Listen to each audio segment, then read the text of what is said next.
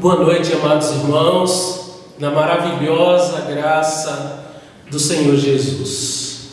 Te convido para, nesse momento, entrarmos na presença de Deus para adoração, para louvor da sua glória, lendo a palavra de Deus no Salmo de número 113. Senhor, o maior e mais digno objeto de louvor. Diz assim o texto, irmãos: aleluia, louvai servos do Senhor, louvai o nome do Senhor, bendito seja o nome do Senhor, agora e para sempre. Do nascimento do sol até o ocaso, louvado seja o nome do Senhor, excelso é o Senhor, acima de todas as nações, e a sua glória acima dos céus. Quem há semelhante ao Senhor nosso Deus, cujo trono está nas alturas, que se inclina para ver o que se passa no céu e sobre a terra? Ele ergue do pó o desvalido e do monturo necessitado, para o assentar ao lado dos príncipes. Sim, com os príncipes do seu povo. Faz que a mulher estéril viva em família e seja alegre mãe de filho. O que nos chama a atenção aqui, irmãos, é para os primeiros versículos. Aleluia! Louvai, servos do Senhor, louvai o nome do Senhor. Bendito seja o nome do Senhor, agora e para sempre. Oremos ao Senhor. Pai querido, Deus de eterna bondade, Deus de graça e de misericórdia, Deus que nos alcança com a tua graça, com o teu amor, Deus que enviou Jesus para morrer por nós, mas não ficou morto, Ele ressuscitou. A Ele toda a honra, toda a glória. Queremos, meu Pai, de todo o nosso coração, te render louvores nesse momento. Aceita, Pai, a nossa adoração, aceita, Pai, o nosso louvor que fazemos em nome santo de Jesus. Amém e amém.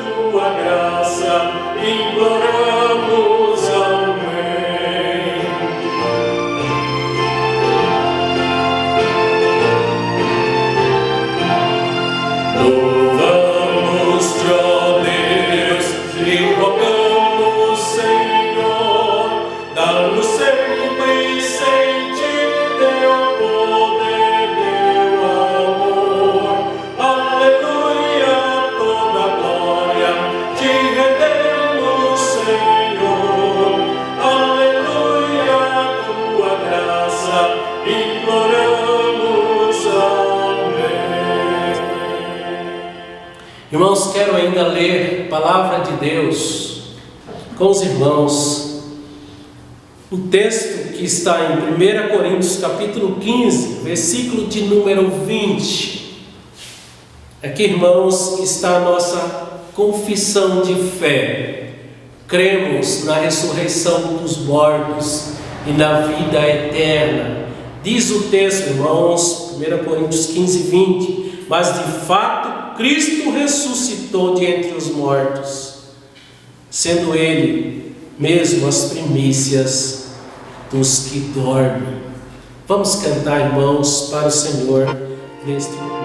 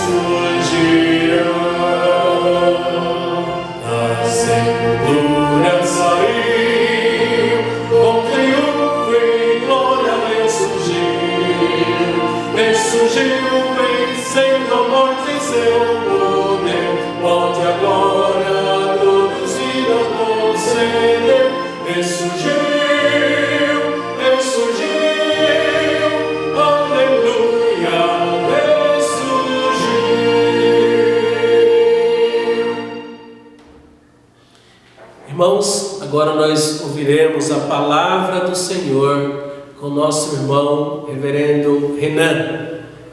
Ouçamos a palavra que ele preparou com todo carinho, especialmente para a nossa igreja. Que o Senhor esteja abençoando desde já a vida do nosso irmão reverendo Renan. Bom dia, irmãos da congregação do Almeida Chaves, que Deus os abençoe nessa manhã festiva de Páscoa, onde Cristo celebramos a ressurreição de Jesus Cristo. Um privilégio mais uma vez estar participando do culto dos irmãos. Mais uma vez um grande abraço ao presbítero Sena e toda a sua família, sempre que possível me convidam, e é sempre um privilégio estar participando, estar comungando do Senhor com os irmãos. Nada mais óbvio do que falar a respeito da Páscoa. Quero falar a respeito do tema o Evangelho da Páscoa, que se trata em Levítico, capítulo 16, no versículo 5 até o versículo 10. Gostaria que os irmãos da sua casa abrissem a palavra de Deus nesse momento, para que nós possamos ler então a palavra de Deus juntos. Levítico 16, versículo 5, quando a palavra de Deus diz assim: da congregação dos filhos de Israel tomará 2 bodes para a oferta pelo pecado e um carneiro para o holocausto. Arão trará o novilho da sua oferta pelo pecado e fará expiação por si pela sua casa. Também tomará ambos os bodes e os porá perante o Senhor à porta da tenda da congregação. lançará sorte sobre os 2 bodes, um para o Senhor e outro para o bode emissário. Arão fará chegar o bode sobre o qual cair a sorte para o Senhor e o oferecerá por oferta pelo pecado. Mas o bode sobre que cair a sorte para o bode emissário será apresentado vivo perante o Senhor, para fazer expiação por meio dele e enviá-lo para o deserto como bode emissário. Vamos orar nesse momento? Senhor, nosso Deus e Pai, nós somos gratos, Deus, por este culto, por esse momento festivo. Celebramos que Cristo vive, Cristo reina sobre os nossos corações. Ó Deus, que nesse momento onde nós abrimos a Tua Santa Palavra, que o Senhor se manifeste sobre as nossas vidas. Que o Senhor nos faça, Deus, sair daqui não indiferentes à Tua Palavra, mas cheios do Teu Santo Espírito, convictos no Deus soberano. Oramos assim em nome de Jesus. Amém. Irmãos, como é bem sabido, para muitos, a Páscoa nada mais é que uma grande oportunidade de comércio, de fazer uma renda, né? Muitas pessoas, e não há pecado, não há erro nisso, na venda do chocolate, na produção, em trabalhar, uma oportunidade de emprego. Nesse momento, abre-se novas vagas, há pessoas que passam a empreender nesse momento e passam a ganhar dinheiro também com esta data.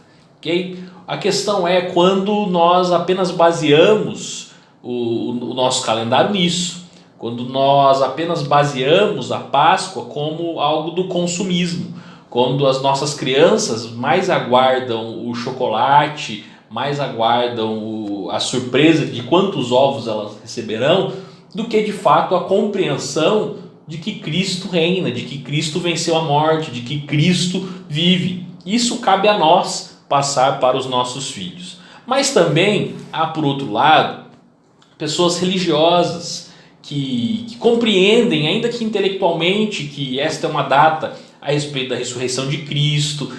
Pessoas que muitas vezes não fazem orações com a família em nenhuma outra data, mas acham importante na Páscoa fazer uma oração, fazer uma prece, como algumas pessoas dizem, mas aquilo não faz parte da vivência dela.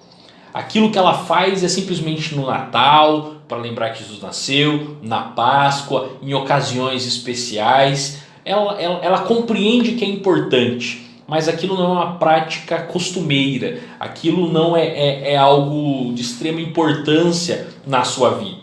Portanto, diante desses 2 cenários, tanto daquele que compreende como consumismo, como daquele que também é religioso, acha que é importante, mas que, se perguntar na prática o que a ressurreição de Cristo trouxe para você, trouxe para a sua vida, o que este evangelho, essa boa nova a respeito do Deus que se esvaziou-se da sua glória, se fez carne, o que isso lhe traduziu em bênção sobre a sua vida, lhe traduziu em transformação do seu caráter. Foi apenas uma mudança de rotina, de que antes não orava em determinados dias, hoje ora, ou trouxe uma transformação de caráter mesmo, de mudança, de quebra de vícios, de quebra de lutas. E é por isso que é tão importante a gente compreender por que então foi necessário o Filho do próprio Deus passar a maior humilhação, a maior degradação moral que alguém já passou, sendo ele uma pessoa totalmente justa, sem ter nenhum pecado sequer cometido, nenhum pensamento impuro sequer Jesus cometeu, mas sofreu o que sofreu.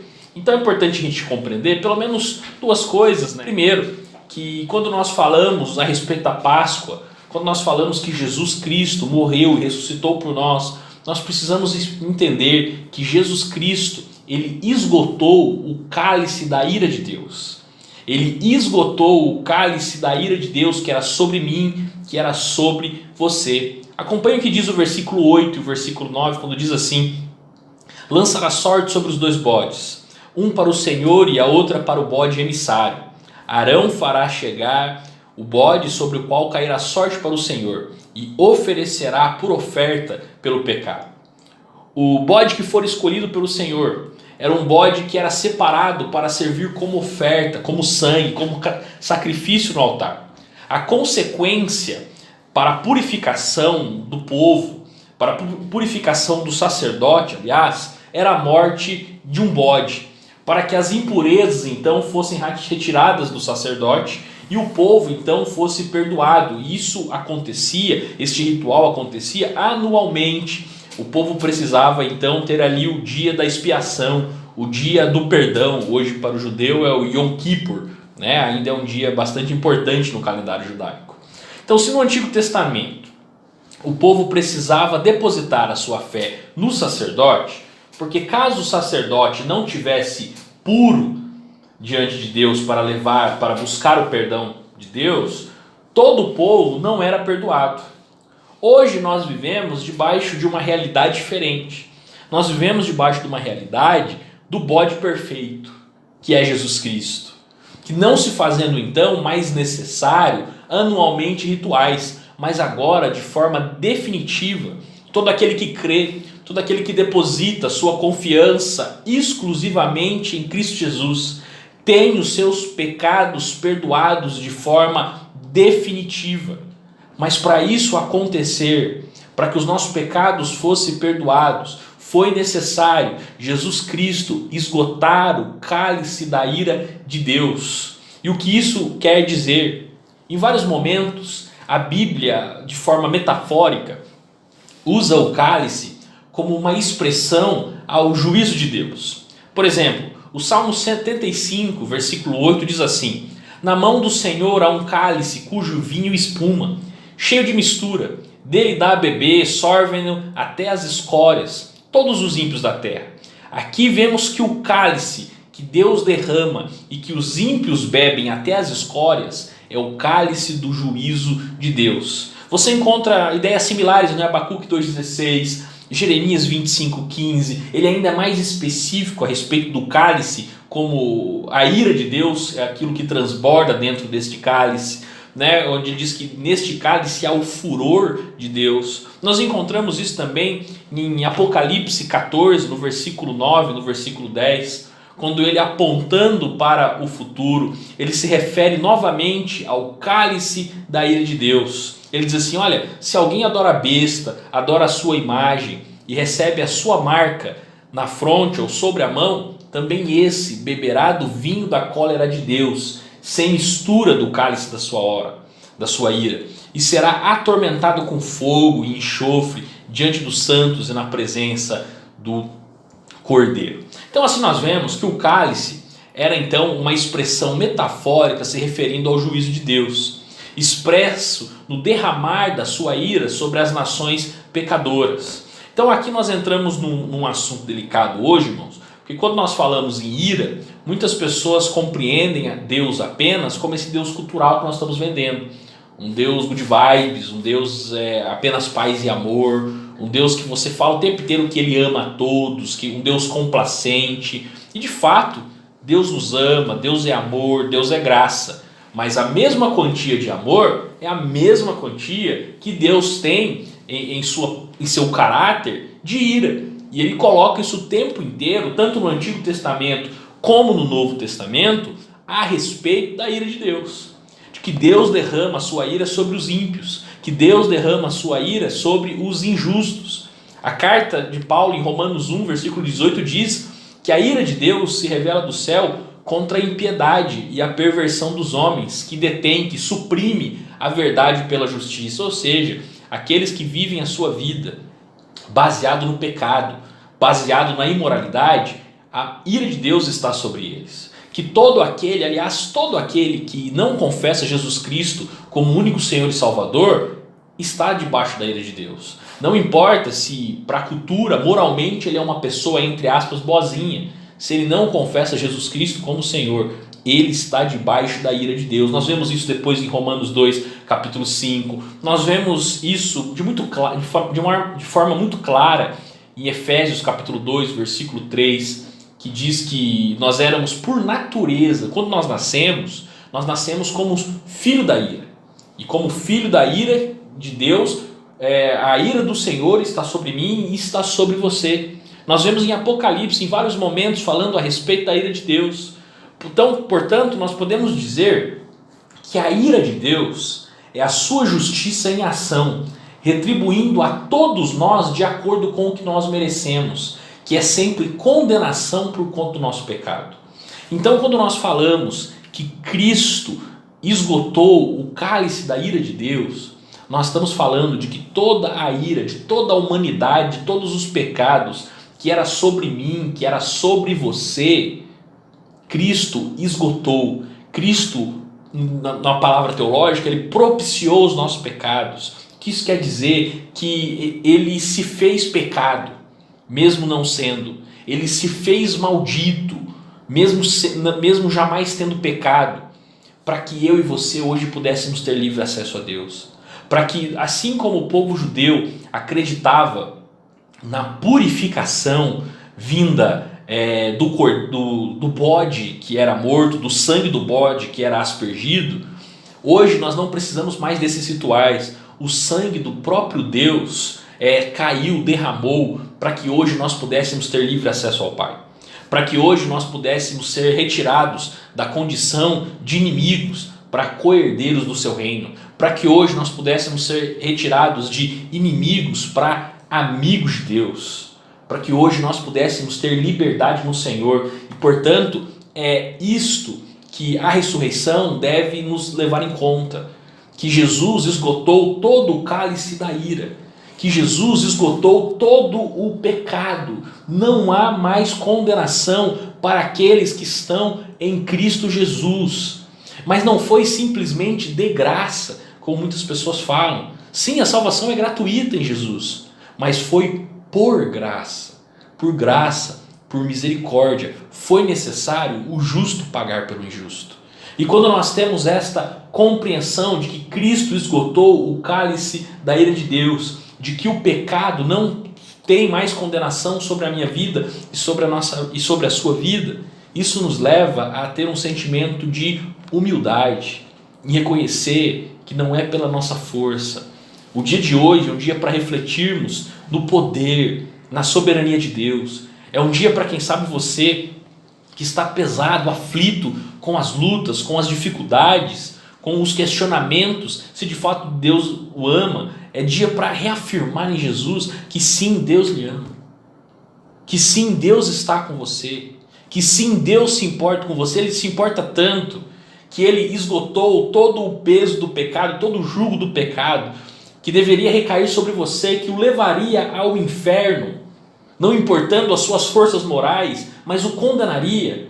Cristo retirou para que hoje você tivesse liberdade. Para que, como nessa manhã, você tivesse alegria para poder dizer: Cristo ressuscitou, Cristo vive em mim. E isso tem feito total diferença sobre a minha vida.